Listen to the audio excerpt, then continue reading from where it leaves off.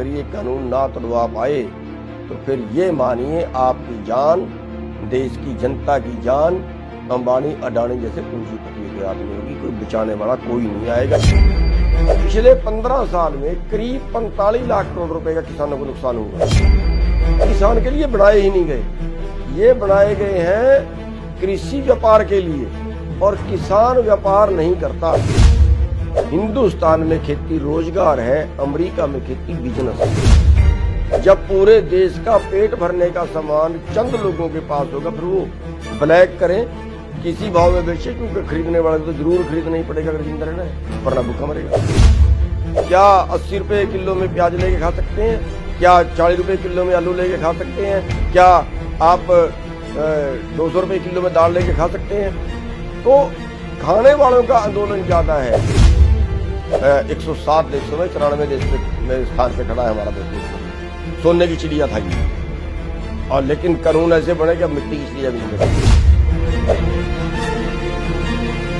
आम जनता ਨੂੰ ਜੰਗ ਦੇ ਮੈਦਾਨ ਵਿੱਚ ਨਿਕਲਣਾ ਚਾਹੀਦਾ। ਜੇ ਇਹ ਕਾਨੂੰਨ ਨਾ ਤੜਵਾ ਪਾਏ ਤਾਂ ਜਨਤਾ ਦੀ ਜਾਨ ਅੰਬਾਨੀ ਅਡਾਨੀ ਜਿਹੇ ਪੂੰਜੀਪਤੀਆਂ ਦੇ ਹੱਥ ਵਿੱਚ ਹੋਵੇਗੀ, ਬਚਾਉਣ ਵਾਲਾ ਕੋਈ ਨਹੀਂ ਹੋਵੇਗਾ। ਆਮ ਲੋਕਾਂ ਨੂੰ ਜਗਾਉਣ ਲਈ ਇਹ ਬੋਲ ਨੇ ਕਿਸਾਨ ਲੀਡਰ ਗੁਰਨਾਮ ਸਿੰਘ ਝੁਰੂਨੀ ਦੇ। आम जनता को जंग के मैदान में निकल आना चाहिए, और अगर ऐसा ना हुआ, अगर ये कानून ना तोड़वा पाए तो फिर ये मानिए आपकी जान, देश की जनता की जान अंबानी अडानी जैसे पूंजीपतियों के हाथ में होगी। कोई बचाने वाला कोई नहीं आएगा। ये आखिरी मौका है बचाने का। किसान आगू ਦਾ ਕਹਿਣਾ ਕਿ 8 ਦੌਰ ਦੀ ਮੀਟਿੰਗ ਹੋ ਚੁੱਕੀ ਹੈ, ਪਰ ਸਰਕਾਰ ਹਰ ਵਾਰ ਗੱਲ ਨੂੰ ਘਮਾਉਂਦੀ ਨਜ਼ਰ ਆਈ ਹੈ। ਸਰਕਾਰ MSP ਤੇ ਲੋਕਾਂ ਨੂੰ ਗੁੰਮਰਾਹ ਕਰ ਰਹੀ ਹੈ। जो आंदोलन चल रहा है इसमें सरकार अभी तक अपनी जगह से नहीं हिली है। 8 दौर की बातचीत हो चुकी है, और 8 बार सरकार ने हर बार गोल गोल बात करके घुमा दिया है। जो MSP का कानून है उस पे सरकार देश को गुमराह कर रही है कि हम MSP दे रहे हैं, लेकिन हम 2 बार सवाल कर चुके हैं। एक बार माननीय अमित शाह जी से, और एक बार जो इनकी पूरी टीम 3 मंत्रियों की टीम आती है उससे, और दोनों बार में उन्होंने जो MSP है उस पे ये कहा है कि हम इस पे खरीद नहीं सकते, और टेलीविजन पे आके, खबरों में आके वो बोलते हैं कि हम MSP दे रहे हैं, MSP नहीं तोड़ रहे हैं। अब समझने वाली बात है, MSP देना और चीज़ है, MSP पे खरीदना और चीज़ है। MSP मक्के का तय किया 1850 रुपये, लेकिन खरीदा 1 क्विंटल नहीं। तो MSP तय तो किया लेकिन खरीदा नहीं, तो वो खरीद नहीं रहे, और उसकी वजह से आज जो देश के किसान हैं, MSP जो न्यूनतम जिसको बोलते हैं, कम से कम जिसको बोलते हैं, आज उस कम से कम भाव से भी 3 से 4 लाख करोड़ रुपए के बीच, करीब 4 लाख करोड़ रुपए, उससे भी कम मिल रहा है किसानों को।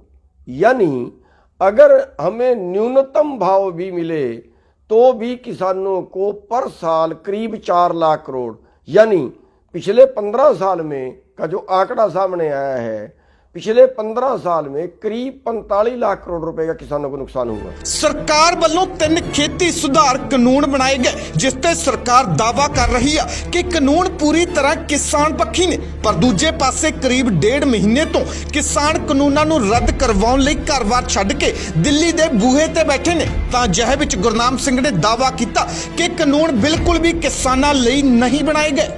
इससे पूरा कृषि व्यापारी ये भूल जाएं, ये कह रहे हैं किसानों का फायदा होगा, लेकिन ये किसान के लिए बनाए ही नहीं गए।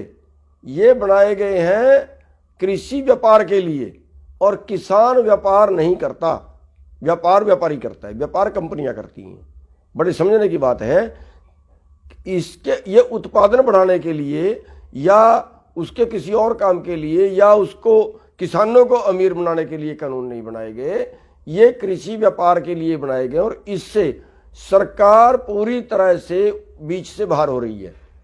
जैसे फैक्ट्री कोई चीज़ बनाती है, फैक्ट्री उसको कहीं बेचे कहीं ना बेचे, उसकी मर्जी है, सरकार बीच में नहीं है। इसी तरह से किसान जो पैदा करे उसको कहीं बेचे कहीं ना बेचे, ये उसकी मर्जी है।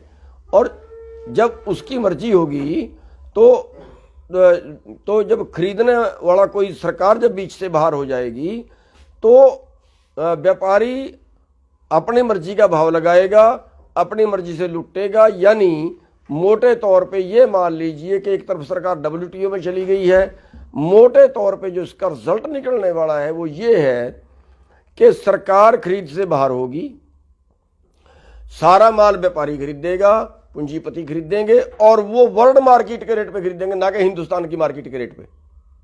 अगर उनको मलेशिया से खाद्य तेल सस्ता मिलेगा तो हिंदुस्तान से सरसों खरीदने की जरूरत नहीं है, मोटे तौर पे मानिए। अगर उनको मक्का अमेरिका से सस्ता मिलेगा तो हिंदुस्तान से खरीदने की जरूरत नहीं है। अगर उनको चीनी ब्राजील से सस्ती मिलेगी तो हिंदुस्तान से भी ब्राजील के रेट पे खरीदेंगे। यानी पूरी दुनिया में जहां से सबसे कम भाव पे मिलेगा वहां से खरीदेंगे और जहां सबसे महंगे भाव पे बिकेगा वहां बेचेंगे। अब पूरी दुनिया का जो वर्ल्ड लेवल का मुकाबला हिंदुस्तान नहीं कर सकता। हिंदुस्तान की परिस्थितियां अमेरिका के बराबर नहीं है, मलेशिया के बराबर नहीं है। अमेरिका में 10 वर्ग किलोमीटर की एक किसान की एवरेज है। अमेरिका में 43 लाख रुपए पर किसान की सब्सिडी है। हिंदुस्तान में 82% किसान 2.5 एकड़ से कम वाले हैं। हिंदुस्तान में खेती रोजगार है, अमेरिका में खेती बिजनेस है। ये अंतर है। अमेरिका में आदमी की जिंदगी की जो टोटल सुविधाएं हैं, जो टोटल उसके जिंदा रहने के लिए चाहिए, वो जिम्मेवारी सरकार की है। हिंदुस्तान में ऐसा कुछ नहीं है। हिंदुस्तान में सारे खर्चे खुद उठाने पड़ते हैं। इसलिए हिंदुस्तान के मापे की ये कानून नहीं है। वो कम से कम भाव मिलेगा पैदा करने वाले को और फिर ज्यादा से ज्यादा भाव में बेचेंगे खाने वाले को। पूरा देश चंद लोगों का ही ग्राहक होगा और जब पूरे देश का पेट भरने का सामान चंद लोगों के पास होगा, फिर वो ब्लैक करें, किसी भाव में बेचे, क्योंकि खरीदने वाले को तो जरूर खरीदना ही पड़ेगा अगर जिंदा रहना है, वरना भूखा मरेगा। ਗੁਰਨਾਮ ਸਿੰਘ ਦਾ ਕਹਿਣਾ ਕਿ ਚੱਲ ਰਿਹਾ ਅੰਦੋਲਨ ਕੱਲੇ ਕਿਸਾਨਾਂ ਲਈ ਨਹੀਂ ਬਲਕਿ ਕਿਸਾਨਾਂ ਦੇ ਨਾਲੋਂ ਆਮ ਵਰਗ ਲਈ ਜ਼ਿਆਦਾ ਹੈ। अकेला किसान आंदोलन मत मानिए, ये उपभोक्ताओं का, खाने वालों का आंदोलन ज्यादा है। क्योंकि खाने वालों को तो क्या 80 रुपए किलो में प्याज लेके खा सकते हैं, क्या 40 रुपए किलो में आलू लेके खा सकते हैं, क्या आप 200 रुपए किलो में दाल लेके खा सकते हैं। तो खाने वालों का आंदोलन ज्यादा है। इसलिए जो बीच का मुनाफा होगा वो मोटा मुनाफा कंपनियों को जाएगा, यानी जनता की जेब से पैसा निकलेगा और बड़े पूंजीपतियों की जेब में जाएगा। और हालत क्या होंगे? हालात ये होंगे कि इससे पूंजीपतियों की आमदन बढ़ेगी, आम जनता की जो जेब है वो कटेगी। और आज जहां एक आदमी की आमदन 90 करोड़ प्रति घंटा है और अभी उसी की और बढ़ाने के कानून बना दिए, और दूसरे आदमी की हमारे देश में 9 रुपये प्रति घंटा नहीं है। अगर 9 रुपये प्रति घंटा तो भी उसका पेट चल जाए। हमारे लोग में भूखमरी, हमारे देश में भूखमरी आज 107 देशों में 94 देश में स्थान पे खड़ा है हमारा देश भूखमरी में। सोने की चिड़िया था ये, और लेकिन कानून ऐसे बने कि अब मिट्टी की चिड़िया भी नहीं बचा। और अगर ये कानून बनते हैं, अगर ये कानून तो बन गए हैं, अगर ये नहीं तोड़वा पाते आप लोग, तो फिर ये मानिए कि और भुखमरी बढ़ेगी, करोड़ों लोग और भुखमरी का शिकार होंगे, हमारे हिंदुस्तानी होंगे, आम जनता होगी।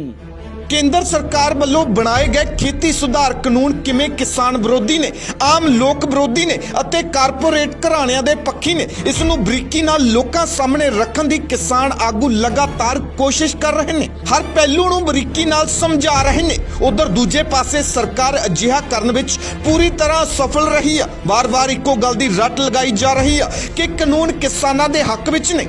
बीजेपी ਦੇ ਆਗੂ ਲੋਕਾਂ ਦੇ ਸਵਾਲਾਂ ਦੇ ਜਵਾਬ ਦੇਣ ਦੀ ਬਜਾਏ ਤਲਖੀ ਵਿੱਚ ਨਜ਼ਰ ਆਉਂਦੇ ਨੇ, ਜਿਸ ਤੋਂ ਕਿਤੇ ਨਾ ਕਿਤੇ ਇਹ ਲੱਗਦਾ ਕਿ ਬੀਜੇਪੀ ਹਰ ਹਾਲ ਵਿੱਚ ਕਾਨੂੰਨ ਲੋਕਾਂ ਤੇ ਥੋਪਣਾ ਚਾਹੁੰਦੀ ਆ।